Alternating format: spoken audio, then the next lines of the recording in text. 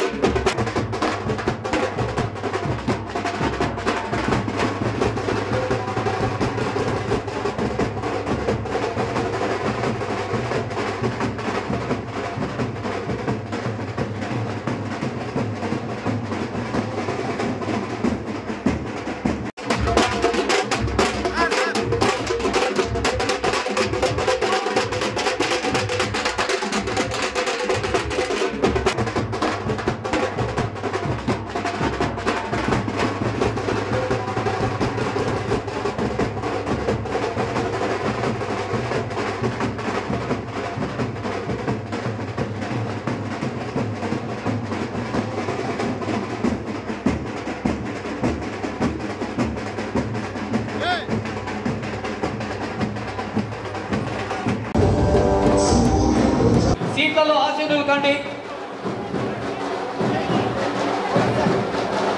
బయట ఉన్న వాళ్ళు లోపలికి రండి. దయచేసి ఎవరు ఇక్కడ ఉండద్దు.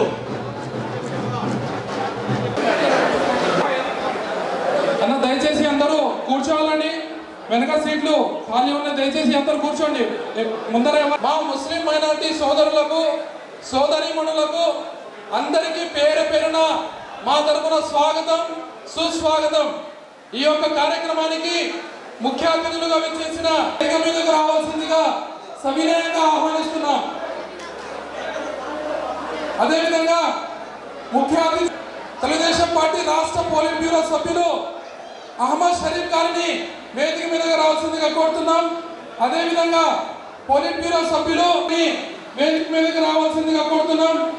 అదేవిధంగా రాష్ట్ర మైనారిటీ సెల్ అధ్యక్షులు గారిని వేదిక మీదకి రావాల్సిందిగా కోరుతున్నాం.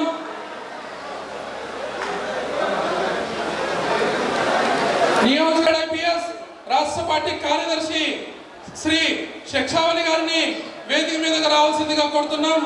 అదేవిధంగా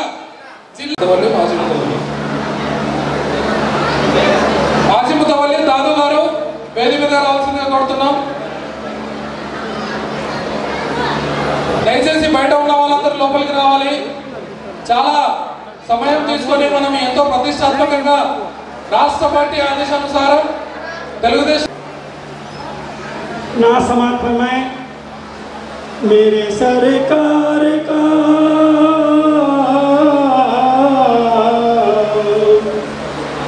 मेरे सरकार का दीवाना जिधर हो जाए जिस तरफ जाए ज़माना भी उधर हो जाए मेरे सरकार का मेरे सरकार का तरफ जाए ज़माना भी उधर हो जाए मेरे सरकार का। థ్యాంక్ యూ పెద్దలు. ఈ కార్యక్రమానికి అధ్యక్షత వహించవలసిందిగా మాజీ శాసనసభ్యులు పెద్దలు గౌరవనీయులు వైకుంఠ ప్రభాకర్ చౌదరి గారికి మనస్ఫూర్తిగా కోరుతున్నాం.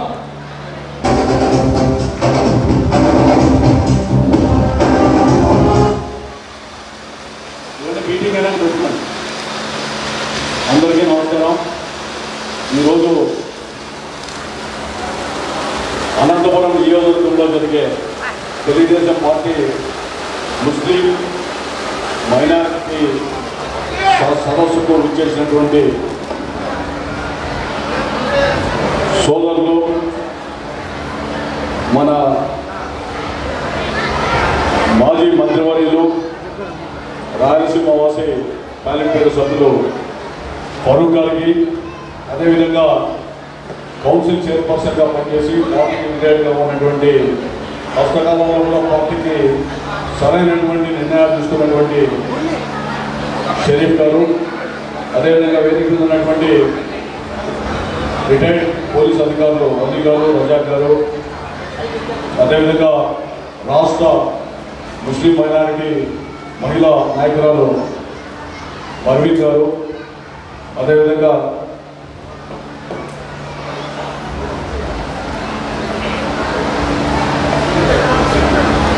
మన నియోజకవర్గ పరిశీలకుడు రమణారెడ్డి గారు, వేదికైన మిత్రుడు జిల్లా మైనారిటీ అధ్యక్షుడు సారవాస్ గారు, అధ్యక్షుడు ప్రధాన కార్యదర్శి, వేదిక ఉన్న ఇతర ఈ కార్యక్రమాన్ని నిర్వహించిన వీళ్ళకి మొదలనే చంద్రబాబు నాయుడు గారి సమక్షంలో పార్టీలు చేరినటువంటి ముస్లిం పెద్దలందరికీ, నాయకులందరూ కూడా పేరు పేరున నమస్కారం తెలియజేస్తూ నాతోటి కార్యకర్తల సోదర సోదరులు ఉన్నారు.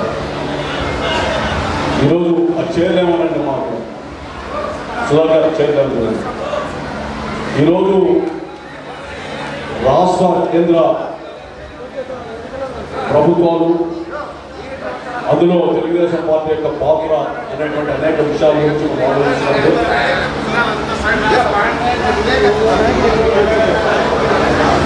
ఆలోచించినప్పుడు రాజకీయ అవగాహన ఉన్న ప్రతి ఒక్కరు కూడా అనేక విషయాలు అవగతమవుతాయి. అందులో భాగంగా తెలుగుదేశం పార్టీ పుట్టింది నందమూరి తారక రామారావు గారి ఆధ్వర్యంలో, నేతృత్వంలో, నాయకత్వంలో 1993లో అధికారం అనేది కొందరికే అనేటువంటి భావన ఉన్నటువంటి సందర్భంలో అరకొరగా ఇతర అల్పసంఖ్యాక వర్గాలు కావచ్చు, బలహీన వర్గాలు కావచ్చు, దళితులు కావచ్చు, అరకొరగా ఎర్రచూపి ప్రధానమైనటువంటి శాఖలన్నీ కూడా రెవెన్యూ, హోము, స్పీకర్ లాంటివన్నీ కూడా కేవలం ఒక సామాజిక వర్గానికి అవకాశం ఇచ్చేటువంటి దశాబ్దాల చరిత్ర కలిగినటువంటి ఆనాటి పార్టీని నందమూరి తారక రామారావు భూమితో పెకలించి ఈ రాష్ట్రంలో ఉభయ ఆంధ్రప్రదేశ్లో ఆనాటి అనేక రకాలుగా ఉన్నటువంటి ఇబ్బందులు కలిగించి సామాజిక పరంగా అనేక రకాలుగా అవకాశాలు ఇచ్చే విషయాన్ని మనం గమనించాలి. చంద్రబాబు నాయుడు గారు కూడా అదే ఆలోచనతో ఈ రాష్ట్రంలో మతాతీత లౌకికవాదిగా, సమతాభావంతో, కుల మతాలకు అతీతమైనటువంటి పార్టీగా రాష్ట్రంలో తెలుగుదేశం పార్టీని దేశంలో ఈ యొక్క ప్రాముఖ్యతను నెలకొల్పాలని చెప్పి అన్నిత్యం పరిధి పెంచినటువంటి అనేక సంఘటనలు మనకు కోకొల్లలుగా ఉన్నాయి. అందులో భాగంగా మచ్చుదొరుగా కూడా మనం చెప్పుకోవచ్చు. మనం ఒకటి ఆలోచించాలి. తెలుగుదేశం పార్టీ చంద్రబాబు నాయుడు గారు సెక్యులర్గా అయినప్పుడు కొన్ని మద్దతుతో పార్టీలకి కొన్ని సందర్భాల్లో మద్దతు ఇస్తున్నటువంటి సందర్భాన్ని కూడా మనం గుర్తు చేసుకోవాలి. కారణం, మనం ఇలా బతకాలి, అదేవిధంగా కేంద్రంలో ఏ ప్రభుత్వంలో కూడా మనం సఖ్యతగా ఉండి కక్ష సాధింపు ధోరణితో వాళ్ళు వివరించకుండా భారతదేశం మతాతీత లౌకిక దేశం. ఇక్కడ అనేక విభిన్న జాతులు, మతాలు, కులాలు ఉన్నప్పుడు కూడా మనం జాతి కోసం, దేశం కోసం సమిష్టిగా ఈ ఫెడరల్ స్ఫూర్తికి మనం స్ఫూర్తిదాయకంగా ఉన్నటువంటి దీనికి మద్దతు ఇస్తూ ప్రభుత్వాన్ని నడపాలి. అందులో భాగంగానే ఎక్కడే కానీ ఎవరితో మద్దతు ఉన్నా, ఎవరితో కలిసినా, ఎవరితో కలవకపోయినా కూడా ముస్లిం మైనారిటీలకి దేశంలో ఇక్కడ ఏం జరిగినా కూడా తన నోరు విప్పి అనేక సందర్భాల్లో ప్రతిఘటించినటువంటి చంద్రబాబు నాయుడు గారి వ్యక్తిత్వాన్ని ముస్లిం మైనారిటీ సోదరులు అన్నిటితో గుర్తు పెట్టుకోవాలి. దానివల్ల అనేకమైనటువంటి నష్టాలు కష్టాలు కలిగిండొచ్చు, అధికారాన్ని కోల్పోయిండవచ్చు. మరి ఎన్ని ఇబ్బందులు పడినా కూడా రాష్ట్ర అభివృద్ధిని దృష్టిలో పెట్టుకుంటూ లౌకిక వాదాన్ని ఎప్పటికప్పుడు రక్షణ కల్పిస్తూ దానికి బాధ్యత తీసుకుంటూ దేశంలో జరిగిన అనేక సంఘటనల్లో తన వంతుగా కర్తవ్యాన్ని నిర్వర్తించిన చంద్రబాబు నాయుడు గారు నాడు నేడు రేపు కూడా సెక్యులర్ వార్డ్ అని చెప్పి ఈ వేదిక ద్వారా ఉన్నటువంటి పెద్దలందరి సమక్షంలో కూడా మనం అందరూ కూడా ఒకసారి గుర్తు చేసుకోవాల్సిన అవసరం ఉంది. ఆ విధంగా ప్రభుత్వ పరంగా ముందుకు సాగుతున్నాం. అందులో బయట వచ్చిన వ్యక్తులంతా కూడా అనేక సందర్భాల్లో అన్ని కూడా మాట్లాడాల్సింది వివరించేటువంటి సందర్భంలో ఉంది. ఒక వ్యక్తిగా ఈ జిల్లా వాసిగా నేను కూడా ఒక సెక్యులర్ సిద్ధాంతాలు కట్టుబడిన వ్యక్తిగా అనేక సందర్భాల్లో మీకు కూడా గుర్తు చేయాలనుకున్నాం. ఎందుకంటే జిల్లా ముఖ్య కేంద్రం మన నియోజకవర్గ సదస్సు కాబట్టి మీరు కొన్ని దశాబ్దాల కింద పోయినప్పుడు తలుపులలో ఒక మతకరాలు చెలగలిగినప్పుడు ఆనాడు కదిలో ఉన్నటువంటి నిజామాలి మాజీ మంత్రి గారికి నాకున్నటువంటి సాహిత్యం వల్ల ఆనాడు నేను సద్భావన రథయాత్ర తలుపుల్లో స్టార్ట్ చేసి జిల్లా వ్యాప్తంగా హిందూ ముస్లింల కోసం మనం బాయి అని చెప్పి సద్భావన రథయాత్ర చేసినటువంటి సంఘటన కూడా పెద్దలు గుర్తుంటారు. అంతేకాకుండా నగరంలో మనకు ప్రధాన గుడిలో సప్తగిరి సర్కిల్లో వినాయక చౌక్ అనేటువంటిది ఒకటి ఏర్పాటు చేశారు. అది ఆ సర్కిల్ అనేటువంటిది అన్ని కులాలకి మతాలకి సంబంధించింది, ఇది ఉండకూడదని చెప్పి ప్రయత్నం చేశాం. మళ్ళీ అదేవిధంగా చాంద్ బాషా గారు పైన రావచ్చుకుంటున్నాం. అదేవిధంగా జిల్లా సర్కిల్ స్కూల్ దగ్గర మరి చాందినీ చౌక్ అనేటువంటిది ఒకటి ఏర్పాటు చేశారు. నేను ఆలోచించాను, అనంతపురంలో హిందూ ముస్లింలు సోదర భావంతో మనమంతా కూడా మెలుగుతున్నాం. రాజకీయ నాయకులు మరి కపట నీతితో కులాల పేరుతో మతాల పేరుతో మనల్ని చీల్చి విభేదాలు సృష్టించి మతపరంగా ఏమైనా విద్వేషాలు రగిలితే మనం రాజకీయంగా పప్పం కడుకోవచ్చు. మన యొక్క స్వార్థం కోసం కులాలు మతాలు నాశమైనా పర్వాలేదు, మానవత్వం మంట కలిగినా పర్వాలేదని చెప్పి కుటీల కపట నీతితో చేసేటువంటి ఆ దురగతాన్ని పసిగట్టి మనం ఆ రోజు ముస్లిం మైనారిటీ సోదరులు పిలిపించి వాళ్ళని పిలిపించాం. అయ్యా మీరు ఒక పని చేద్దాం, ఈ వినాయక చౌక్ తీసేసి వ్యక్తి పేరు పెట్టుకోండి, అదేవిధంగా చాందినీ చౌక్ కూడా తీర్పించే బాధ్యత నేను తీసుకుంటాను, అక్కడ అబుల్ కలాంని పెడదామని చెప్పి ముస్లింల తరఫున నేను మాట్లాడి వినాయక చౌక్ తీసేసి అక్కడ వ్యక్తి పెట్టడం, అదేవిధంగా జిల్లా సంస్థల దగ్గర మనం తీసిపడేసి ఆ రోజు కూడా అక్కడ అబుల్ కలాం అనేటువంటి ఆ మహోన్నత విద్యాశాఖ మంత్రి ఉన్నటువంటి వ్యక్తులు కూడా విజ్ఞానం ప్రతిష్ఠ చేసుకున్నాం. అదేవిధంగా మున్సిపల్ చైర్పర్సన్గా చాలా మంది నా మీద కొన్ని మతతత్వ పార్టీలు కూడా ప్యాంప్లెట్లు వేశారు, మసీదులకు స్థలాలు ఇచ్చాడు, అదేవిధంగా ఇది తప్పు అని చెప్పి నేను ఒకటి అడిగాను, ఇతర మతస్థులు మందిరాలకు అడిగినప్పుడు ఇచ్చిన తప్పు లేనప్పుడు మసీదులకు ఇస్తే తప్పేంటని చెప్పి చట్టబద్ధంతో 4 చోట్ల మసీదులు కూడా మున్సిపల్ స్థలాలు గతంలో కేటాయించారు. ఈ విధంగా చెబుతూ పోతుంటే మతాతీత లౌకికవాదులుగా మనం చెప్పుకోవడం కాదు, చేతనేంత చేయాల్సిన బాధ్యత మనందరి మీద ఉంది. ఆ గోవలో ఈ నగరాన్ని అదేవిధంగా ఈ జిల్లాని మనం నడపాల్సిన బాధ్యత, మనం ఆ విధమైనటువంటి పద్ధతిలో సహకరించాల్సిన బాధ్యత జిల్లాలో ఉన్న అన్ని రాజకీయ పార్టీ నేతల మీద ఉంది. అందులో మతాతీత లౌకికవాదాన్ని విశ్వసించే ఏ వ్యక్తి అయినా కూడా సెక్యులర్ భావాలు ఉన్నప్పుడు దేశ పౌరుడిగా అందరినీ గౌరవించాలి, ఆ గౌరవం పయనించాలి.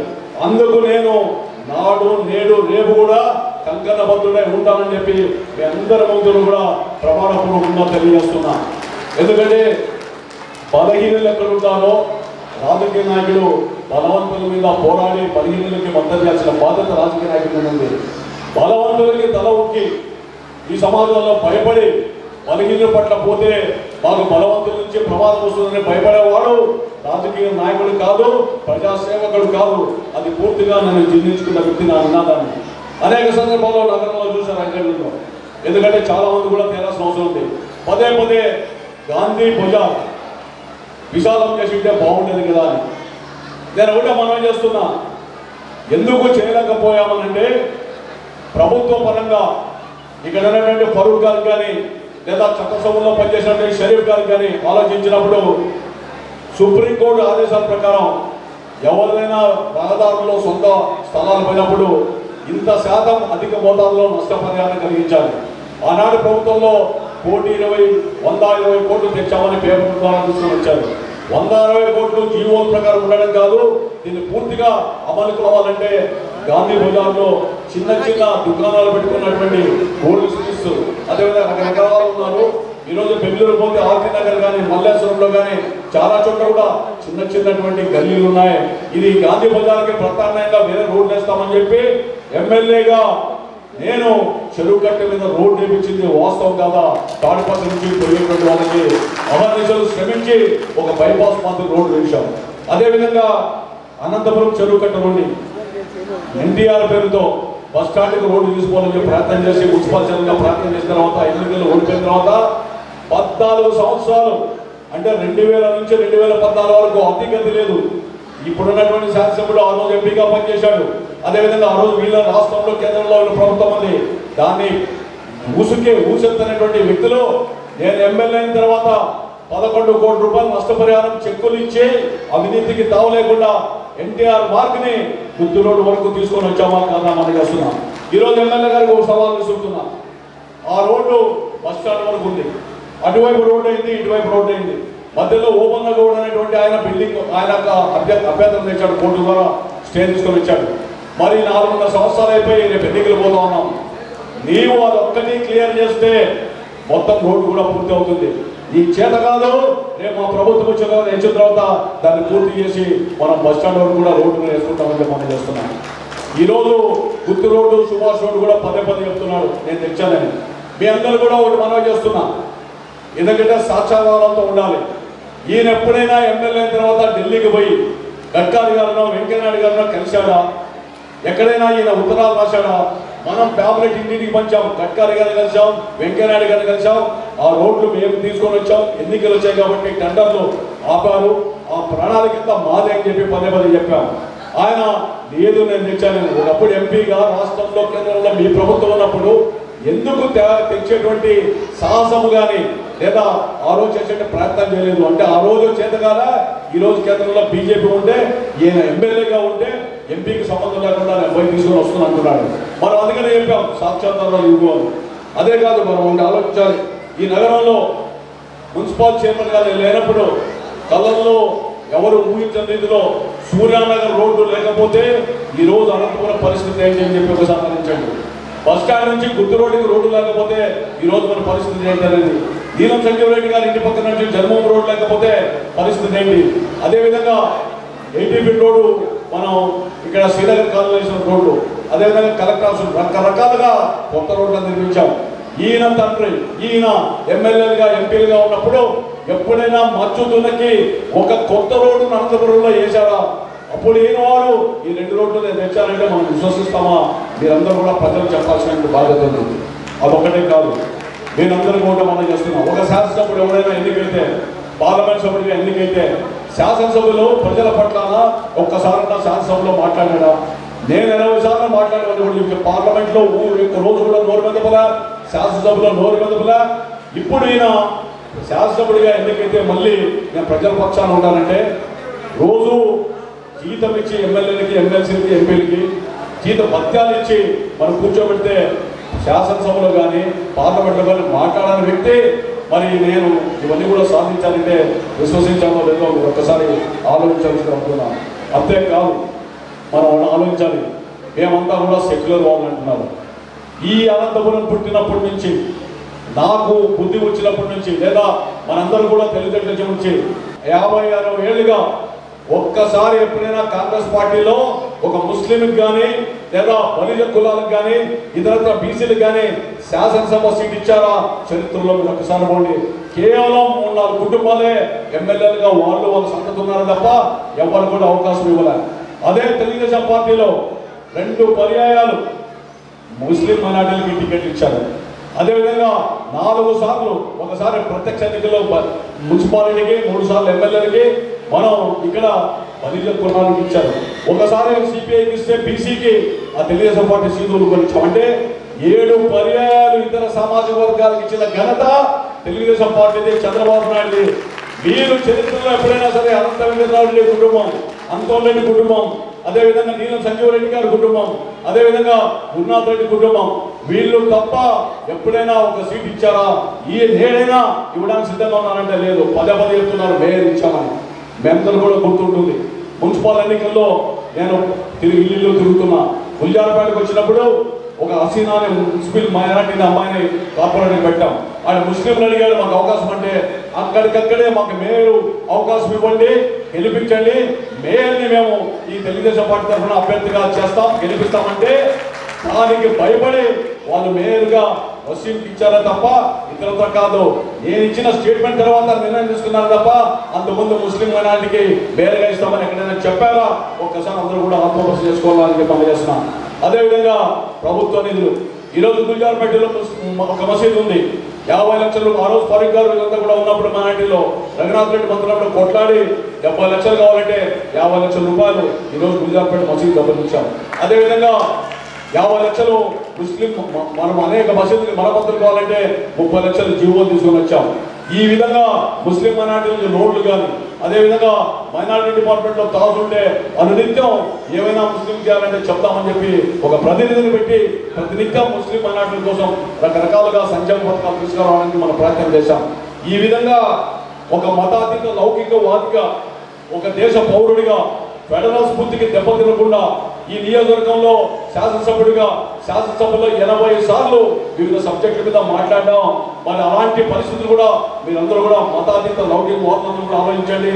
నేను ఎప్పుడు కూడా బలహీన వర్గాల పట్ల, అల్పసంఖ్యాక వర్గాల పట్ల, దళితుల పట్ల వాళ్ళ ప్రతినిధిగా భవిష్యత్తులో ఉంటానని చెప్పి మనసా వాచ కర్మేనా మీకు తెలియజేసుకుంటూ, ఎక్కడ అన్యాయం జరిగినా బలహీనుల పట్ల ఎవరు పెత్తందారులు కానీ లేదా మా పార్టీలో సొంతం ఉన్నటువంటి దౌర్జన్యపరుల శక్తులు కానీ చేసినా కూడా అనేక సందర్భాల్లో అడ్డుకున్నాం. 5 ఏళ్లలో మీరు ఒకసారి ఆలోచించండి. ఇన్స్పెక్టర్లు నగరంలో నా సామాజిక వర్గం సంబంధించిన ఒక ఇన్స్పెక్టర్ మీద ప్రతిసారి ముస్లిము, బలిజ, దళిత లాంటి అనేక కులాలు అవసరం వస్తే రెడ్డి సమాజ వర్గాన్ని కూడా సీఎల్గా అధికారులుగా పోస్టింగ్ ఇచ్చాం. 5 ఏళ్లలో నా మీద అనేక ఒత్తిళ్లు వచ్చాయి. కానీ నేను ఎమ్మెల్యేగా ఉన్నప్పుడు ఈ సమాజ వర్గాలు ఇక్కడ ఉండకూడదని చెప్పాం. ఈ రోజు పోలీస్ అధికారులు కానీ ఇతర ఉద్యోగస్తుల్లో ఎవరు ఉంటున్నారో మీరు అందరూ కూడా ఆత్మపరిశీలన చేసుకోండి. అంటే కేవలం చెప్పడం కాదు, ఆచరణలో ఎవరు చేస్తున్నారనేటువంటి విజ్ఞత, ఆ యొక్క ఆలోచన మనందరూ కూడా తీసుకుంటే వాస్తవాలను కూడా తెలుస్తాయి. ఇది మీరందరూ కూడా ప్రజలకు తెలియాల్సిన బాధ్యతగా పనిచేస్తున్నాం. ఒక రాజకీయ నాయకుడు కులంతోనో మగత్వంతోనో ఎమ్మెల్యేగా, ఎంపీగా, ముఖ్యమంత్రి కాలేడు. చంద్రబాబు నాయుడు గారు ఒక ఎమ్మెల్యేగా లేదా ముఖ్యమంత్రి కావాలంటే ఈ రాష్ట్రంలో ఉన్న ప్రజలందరూ కూడా కుల మతాలకు అతీతంగా ఓట్లు వేస్తే తప్ప కాదు. నేను అనేక సందర్భంలో చెప్పా, ఒక డాక్టర్ దగ్గరికి మనం ఇంట్లో పిల్లవానికి రోగం వస్తే ఆ వైద్యుల దగ్గరికి పోయినప్పుడు మన సొంత కులస్తుడో మతస్థుడో పనికిమాలని డాక్టర్ ఉంటే మంచి డాక్టర్కి మన పిల్లలను తీసుకుపోతామా, పనికిమాలని డాక్టర్ని తీసుకుపోతామా? అదేవిధంగా పాఠశాల చెప్పేటువంటి ఉపాధ్యాయులు మన పిల్లలకి ఏదైనా కావాలనుకుంటే మనం వాళ్ళ పాఠాలు చెప్పేకి ఆ ఉపాధ్యాయులు తీసుకుపోతున్నామా? మంచి మన కులస్తుడు కానాడు ఏదైనా బాగా చెప్తా ఉంటే వాడిని ఆఫ్ చేసుకుంటాము. రక్షాలించండి. వైద్యుల చికిత్స కోసం డాక్టర్ దగ్గరికి ఏ విధంగా పోతాం, అడ్డుపోతాం. అదేవిధంగా రక్తం కావాల్సినప్పుడు కులం మతం చూడం, అది రక్తం కావాలా ప్రాణాపాయ నుంచి పోవాలని. ఈ విధంగా వాటి కోసం కులం మతం చూడం. 5 సంవత్సరాలు పరిపాలించేటువంటి ఎమ్మెల్యేలకి, ముఖ్యమంత్రులకి కులాలు మతాలు చూస్తే ఈ రాష్ట్రం, దేశం విచ్చితికి దారితీయదా? మీరు మంచి పరిపాలకులు కావాలి, ప్రజాసేవకులు కావాలి. ఆలోచన మార్గంలో అందరూ కూడా పయనిస్తే దేశం సురక్షితంగా ఉంటుంది. దీన్ని మీరు మనసా వాచ కర్మేణ మనందరం కూడా ఆలోచించుకొని ప్రజల్లో వివరణ చేయాల్సిన బాధ్యత, ఎన్నికలు వస్తున్నాయి చెప్పాల్సిన బాధ్యత మన మీద ఉందని చెప్పి మనం చేస్తున్నాం. తప్పకుండా వేదిక మీద షరీఫ్ గారు ఉన్నారు, ఫరూక్ గారు ఉన్నారు. పార్టీ ఏ నిర్ణయం తీసుకున్నా కట్టుబడడానికి సిద్ధంగా ఉన్నాయి. అదేవిధంగా ఏ వర్గానికైనా అన్యాయం జరిగితే భవిష్యత్తులో తప్పకుండా ఆ యొక్క వర్గాలకి ఈ నియోజకవర్గంలో మంచి జరగడానికి, ప్రయోజనం జరగడానికి, పార్టీ పరంగా గుర్తించడానికి, పార్టీ పరంగా అధికారం రావడానికి నేను తప్పకుండా వెంట ఉండి చేస్తానని చెప్పి ఈ వేదిక ద్వారా తెలియజేస్తూ, చాలా మంది ఒక్కరు మాట్లాడాలా, అందుకని పేరున నాకు అవకాశం ఇచ్చి అందరూ కూడా హృదయపూర్వక నమస్కారాలు తెలియజేస్తూ, ఈరోజు కూడా 20-25 మంది ముస్లిం మైనారిటీస్ సెకండ్ డివిజన్ నుంచి జాయిన్ కావాలన్నారు. ఈ స్పీచ్లన్నీ అయిపోయిన తర్వాత లక్షలో ఈ చేరికలు కూడా చేద్దాం. మీరు ఒకటి ఆలోచించండి, మంచి కోసం పనిచేద్దాం, చెడును తుంచుతాం. కొంతమంది చాలామంది చూస్తుంటాం, ఎన్నికలు వస్తానే 3-4 మాసాల ముందు పార్టీ గుర్తొస్తుంది. 4.5 సంవత్సరాలు కులాలు మతాలన్నీ పక్కన పెట్టి పార్టీ కోసం కేసులు పెట్టించుకున్న వాళ్ళు చాలా మంది ఉన్నారు. ఈరోజు ఒక్కొక్కరి మీద 10-15 కేసులు ఉన్నాయి. అదేవిధంగా కోర్టుల చుట్టూ తిరగాలి, అడ్వకేట్తో మాట్లాడుకోవాలి. అర్ధరాత్రి మహిళల మీద కూడా పోలీసులు వచ్చి దాడులు చేసే సంఘటనలు ఉన్నాయి. అంటే పార్టీ కోసం, ప్రజల కోసం, ప్రభుత్వ వ్యతిరేక విధానాన్ని చాటిన దానికోసం తెలుగుదేశం పార్టీ రక్షించుకోవడం పనిచేసిన వ్యక్తుల్ని పార్టీ కూడా మర్చిపోకూడదు. కానీ కేవలం మేము ఏదో చేశామంటే సరైనది కాదు. అదేవిధంగా ఈ నగరంలో మనం మీరు గుర్తుపెట్టుకోవాలి, ఒక రాజ్యసభ సభ్యుడు ఇవ్వాలంటే షరీఫ్ గారికి ఫరూక్ గారికి బాగా తెలుసు. 100 కోట్లు 200 కోట్లు ఖర్చు పెట్టు తప్ప ఆ రాజ్యసభ సీటు రావాలంటే అంతమైనటువంటి పరిస్థితి. లాల్ జాన్ బాషా గారు కావచ్చు, మన నగరంలో ఉన్నటువంటి సైఫుల్లా గారికి కావచ్చు, చిల్లి గవ్వ లేకుండా అర్ధరాత్రి వేళ పిలిచి రాజ్యసభ ఇచ్చినటువంటి పార్టీ కూడా తెలుగుదేశం పార్టీ. అదేవిధంగా ఈ దేశంలో రాష్ట్రపతి అబ్దుల్ కలాం గారు కావాలనుకున్నప్పుడు చంద్రబాబు నాయుడు గారు వాజ్పేయి గారికి సజెస్ట్ చేసి లేదు రాష్ట్రపతిగా అతను ఉంటే బాగుంటుందని చెప్తే భారతీయ జనతా పార్టీ కేంద్రంలో ప్రభుత్వం ఉన్న వాజ్పేయి గారిని ఒప్పించి రాష్ట్రపతి కావడానికి కూడా చంద్రబాబు నాయుడు గారు ప్రధానమైన కారణం. తెలుగుదేశం పార్టీ కూడా ప్రధానమైనటువంటి భూమిక పూజించిన నట్ట సత్యాలు కూడా మనం మరవకుండా తెలియజేస్తూ ఈ విధంగా చెప్తుంటే పూకల్లలుగా ఉన్నాయి. వీటన్నిటి కూడా రాబోయే కాలంలో ఎన్నికల సమయంలో మనం ఆ వైఎస్ఆర్సీపీ యొక్క దురాగతాన్ని, దౌర్జన్యాన్ని, అదేవిధంగా మైనారిటీ జరుగుతున్న అనేక ఉదాంతాన్ని వెలికి తీసి ప్రజలకు చాటు చెప్పి ముందుకు పోదాం. మీరు మిమ్మల్ని అందరూ ముఖ్య మైనారిటీ సోదరులు అభ్యర్థిస్తున్నా, మీలో ఒకటిగా ఆ రోజు ఉన్నా ఈ రోజు ఉన్నా భవిష్యత్తులో కూడా ఉన్నా అంత ఏదైనా ఇబ్బందికర పరిస్థితి వస్తే ఏ ఎన్నికల్లో గెలిచినా కూడా దాన్ని తయారు చేయడానికి కూడా సిద్ధంగా ఉన్నా మీ పక్షాన ఉంటానని చెప్పి తెలియజేసుకుంటూ సెలవు తీసుకుంటాం. జై